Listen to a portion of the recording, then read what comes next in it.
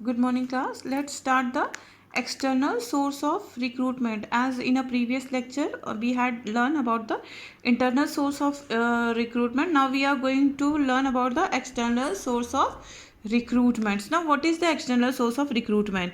It is not possible for an organization to fill the vacancies by transferring or promoting people working within the organization. Now it's not mandatory for the organization, or it's not possible for the organization that they can fill all the vacancies by the promotion and the transfer. वो promotion और transfer के वे में सारी vacancies fill नहीं कर सकती है ना, कुछ तो उनको बाहर से लाना ही पड़ेगा. बिजनेस एक्सपांसन, अगर हमारा बिजनेस बढ़ रहा है. पीपल रिटायरिंग, अगर पीपल रिटायर भी कर रहे हैं. Create new position, so new position आ जाएगा. सो एन ऑर्गेनाइजेशन में बी अंडर स्टाफ्ड और may not have people with desirable profile to fill this position. Possibility है कि हम अंडर स्टाफ चले जाएं. अगर हम अंडर स्टाफ हो जाएंगे तो हम ट्रांसफ़र नहीं कर सकते. अगर मान लीजिए ट्रांसफ़र करते हैं या प्रमोट करते हैं, तो जिसको ट्रांसफ़र करेंगे, जिसको प्रमोट करेंगे, उनका प्लेस भी तो खाली हो जाएगा. So for that we have to for that we have to do the recruitment. हमको रिक्रूटमेंट करना पड़ेगा. क्लियर है? So therefore to fill the vacant position of the business organisation may have to rely on external source. तो उस position को जो खाली हुआ है ऑर्गेनाइजेशन में, maybe because of the business expansion और maybe because of the people retiring, organization has to do the external recruitment.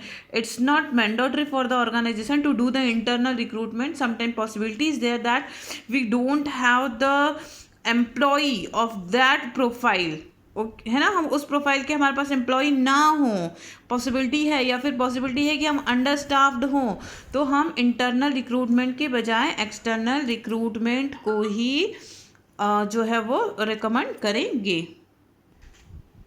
Okay class, let's go ahead with the advantage of external recruitment. When we follow internal recruitment or we can follow external recruitment, we are having some advantage as well as disadvantage. So now what is the advantage of external recruitment? Number one, fresh talent, as if the person is coming from outside, है ना.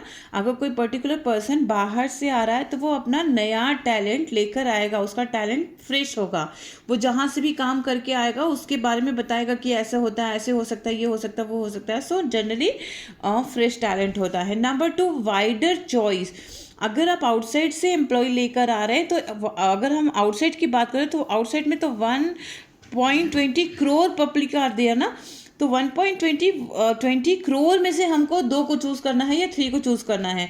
Internal में क्या है, internal में वही गिने चुने 20-25 लोग हैं, उसी में से चूज़ करना है. लेकिन अगर हम एक्सटर्नल लेकर आ रहे हैं तो हमारे पास वाइडर चॉइस है. हम पूरे वर्ड से किसी को भी जो है सेलेक्ट कर सकते हैं, जितने लोगों ने फॉर्म फिल किया होगा ना. क्वालिफाइड पर्सन मिल जाता है. ठीक है, qualified person.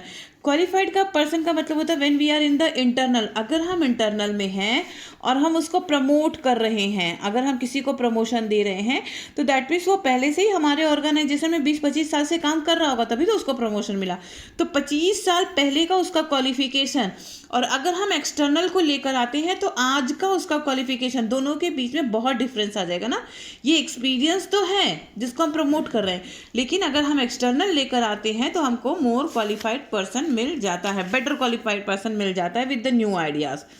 Now latest technology and the knowledge. अगर हम एक्सटर्नल लेकर आते हैं तो उसके पास क्या होगा, लेटेस्ट टेक्नोलॉजी और नॉलेज होगा. अगर हम इंटरनल करेंगे, हम प्रमोट करेंगे या ट्रांसफ़र करेंगे, तो उसके पास वही नॉलेज होगा ले दे के कंपनी का. Okay, competitive spirit. अब नया आएगा, है ना, जब कोई नया आएगा, आउटसाइडर आएगा, तो बाकी जो एम्प्लॉयज़ हैं उन लोगों में क्या होने लगेगा, कंपटीशन होने लगेगा कि व्हेन वी आर देयर, हम वहाँ पे थे तो आउटसाइडर्स को क्यों लेकर आए. और इसके पास एक्सटर्नल मतलब वो नॉलेज रहेगा, इसके पास एक्स्ट्रा नॉलेज रहेगा, तो वो और एम्प्लॉयज़ को कॉम्पिटिट करेगा, अच्छा रिजल्ट देगा. अब इसके साथ साथ कुछ एक्स्ट्रा डिसएडवांटेज भी हैं, डीमेरिट्स भी हैं. जैसे number 1, moral of existing employees goes down. जो पहले से ही ऑर्गेनाइजेशन में है उनका मोरल क्या हो जाएगा, डाउन हो जाएगा. क्यों डाउन हो जाएगा, उनको लगेगा कि हमने मेहनत की, हमको प्रमोट नहीं किया, आउटसाइडर से ले आए एम्प्लॉय, बाहर से लेकर चले आए, है ना, तो उनका मोरल क्या हो जाएगा, डाउन हो जाएगा। Number 2, new employees may not adjust.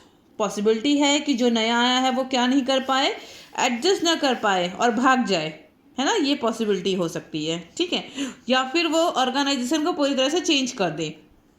Next, it is expensive, बहुत एक्सपेंसिव है, क्योंकि ये मतलब रिक्रूटमेंट निकालना, सिलेक्शन करना, फिर पूरा प्रोसेस फॉलो अप करना, so it is very expensive process. और अगर इंटरनल होता तो बस सीधा प्रमोट कर दिए, कुछ करने की जरूरत नहीं पड़ती।